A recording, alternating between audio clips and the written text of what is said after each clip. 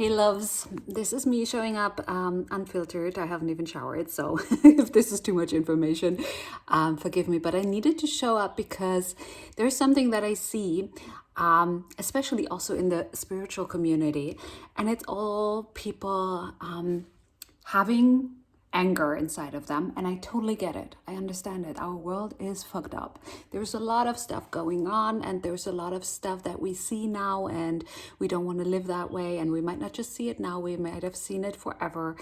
But I was posting yesterday about inspiration, and I posted this picture or this photo of this designer and Debbie Moore, and because it is something that inspires me.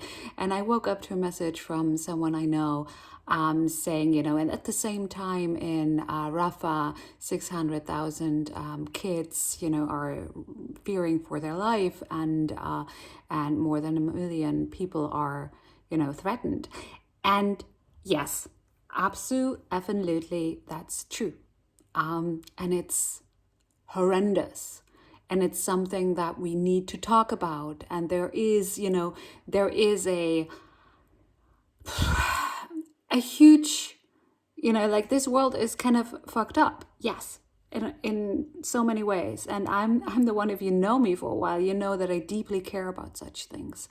And that I'm the one who's about, don't look away. And at the same time, we can get stuck in blaming and shaming and comparing things that have nothing to do with each other. From my perspective, yes, it happened at the same time. I don't think that it was, like that the people in Israel, the people responsible for that were waiting for the Met event to attack. That's, first of all, something that I do not see that way. Maybe you see it differently. All of that is okay. At the same time, even from a spiritual, energetic perspective, what I focus on expands. And I'm not someone to ignore what's going on in the world. Definitely not.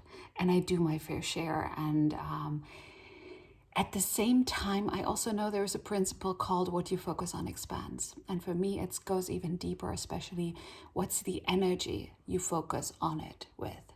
So I can blame and I can shame, and there's still nothing that happens actually.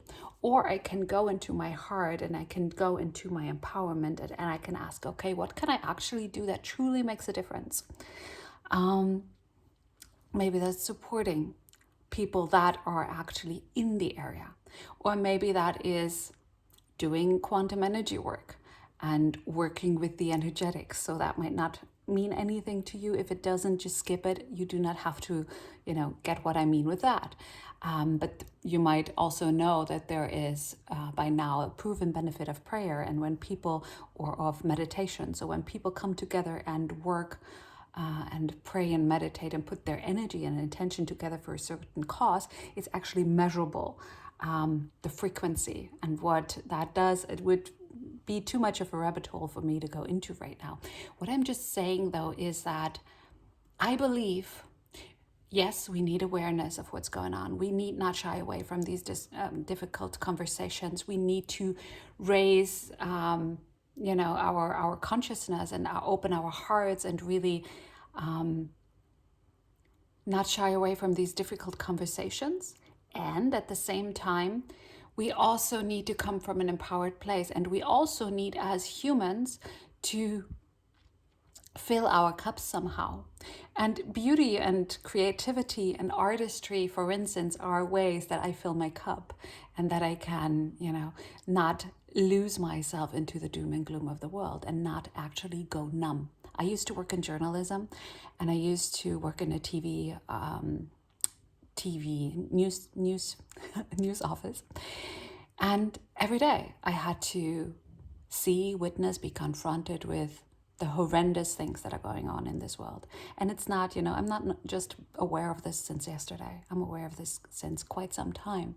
And what happened to me, I was reporting about the war in Iraq and all of these things, and I saw horrific material that would not even go on air because it was that horrific, and we had to filter it out. What happened, though, was, since I'm a very empathic person, was that I had to go numb emotionally. I had to see it as something that was distant from me in order to be able to report about it um, and not break together in tears every day. So I do believe as human beings, we have a delicate nervous system. We were never wired for this whole internet thing and to see all that's going on everywhere in the world all at once, but this is our current reality. And I also believe deeply that as humanity, we are all interrelated. So if someone suffers somewhere in the world, I can and I do not want to close my eyes. And I do not want to pretend that it doesn't affect me. And this is what I believe has been going on for too long. And this is why so many people are so angry. And I totally get it. And at the same time, we have to cut people some slack, and we have to allow people to open up to the truth and open up to their inner knowing and deal with these things and come into action, because you are the antidote. It's all about, finding the ways where you can take action to actually be the antidote to what ails this planet, right? But how this looks is different for each and every one of us. For instance, I'm vegan for like 15 plus years, and I stopped eating meat when I was 16. This might not be everybody's solution. And I'm not one of those vegans who preach it and say this is, stop this. No, we all have a different path. We all have a different truth. We all have different needs, boundaries. We all have different ways, but we all can do something. Maybe the person, I always said, maybe the person who's, not into that, maybe they are very, very social and love the elderly and carry the groceries for their elderly people or their elderly neighbors up the floor, and thus help them in their own way. And it's about us opening our hearts and our minds, and yes, our eyes, and yes, our voices to express things. And yet at the same time, this shaming others for expressing their truth. And for me, it was, there also needs to be upliftment. There also needs to be a focus. And for me, it's what you focus on really expands, and it depends on the energy. So when I talk about things like Rafah, which are horrible, I never want to do so from a blaming, shaming perspective. I want to do so showing up thinking, okay, what can I do? What can we do? How can we, really contribute and really, yes, speak up, but in a way that actually shifts things. And at the same time, I do not want, and I will not give my energy to this and focus on it in a blaming, shaming way, because that actually, in my opinion, perpetuates the problem. It perpetuates the whole thing that's going on, because on this planet, this is what we do. We blame, we shame, we constantly, we put it out there on the others. They are the bad ones, and we do not actually see what's it inside of us. If you're familiar with the Hermetic principles, as within, so without, as above, so below. So we all have wounds and traumas inside of us, and we've been deeply wounded and traumatized, and for eons and for generations, right? So I mean, my grandparents fought in the war, and this is, most of us have intergenerational trauma that we are still dealing with. And yes, part of it is, for me, I've been working on really opening my voice and allowing myself to be seen without makeup in front of a camera, not giving a shit about, not letting any of that hold me back, which would hold me back, because there's this program around how you're supposed to look and how you're supposed to be and what you're supposed to say. All of these mental programs that society tells us and that our parents tell us and that have been here for eons. Yes. And now there's this spiritual program of you have to, be very, very, very, very angry. And I get anger, and I'm not poo-pooing on anger. Anger is good. But if it is, it can be fuel for change, and that's amazing. But to blame and criticize others and to constantly, this is what perpetuates the problem, because we believe that our way is the right way, and that we are and we are seeing things that others are not seeing, and this is so disempowering. It's such a dualistic way of putting the world in right and wrong and good and bad, and I'm not here for that. And That's not how I roll. And that's not what I want to do, because I know how energetics work. And I know how my energy works and how my energy contributes to either the solution or the problem.